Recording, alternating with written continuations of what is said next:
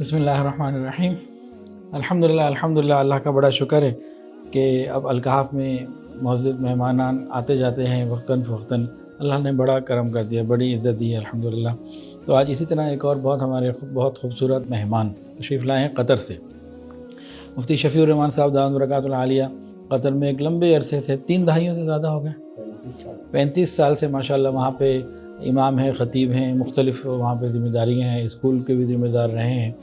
تو میرا قطر جب جانا ہوا تو ان کے ہاں بڑا پرتکلف جو ہے نا وہ دونوں مرتبہ دعوت رہی۔ حضرت شیخ الاسلام صاحب دامت برکاتہ العالیہ جو تشریف لے گئے، حضرت قاری حنیف جالندری صاحب دامت برکاتہ العالیہ جب قطر تشریف لے گئے تو سب کے میزبان ہیں وہاں قدیم۔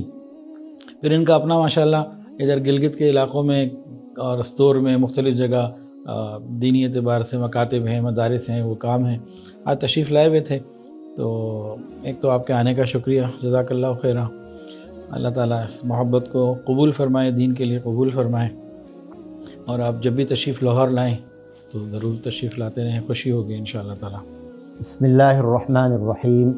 آج الکہف میں حاضری ہوئی۔ آج حضرت حافظ ابراہیم صاحب کی موجودگی میں ان کی ملاقات کے لیے میں یہاں حاضر ہوا تو الحمدللہ الکہف کا جو سسٹم میں نے دیکھا، تعلیمی لحاظ سے، رفاہی لحاظ سے اور جسمانی فٹنس کے لحاظ سے، اور بہت سے ان کے پروگرام ہیں۔ حضرت کے ساتھ قطر میں ملاقات ہوئی تھی، لیکن وہ کہتے ہیں نا لیس الخبر کالمعاینہ، دیکھنے میں اور سننے میں یا بتانے میں بہت فرق ہے۔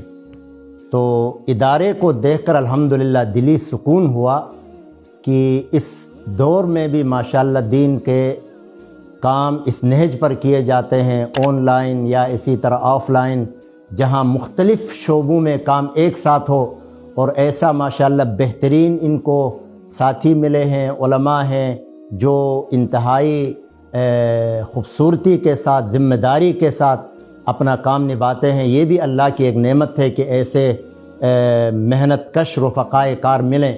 یقیناً کسی بھی ادارے یا کسی بھی ملک یا کسی بھی چیز کو آگے بڑھانے کے لیے رفقائے کار کا مخلص ہونا یہ ضروری ہے۔